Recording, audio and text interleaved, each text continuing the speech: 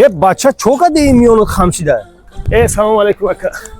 Çikor کنیم آخه در جای کار باور که عراقلو بیرون اومدم میوندار شدم. آخه من نگفتم دقیق که خدا احتیاط کن.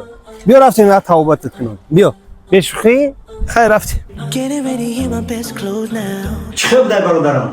هي راحت جون دايكو اكا ابو جون حالا استراحت های پیش میبینی.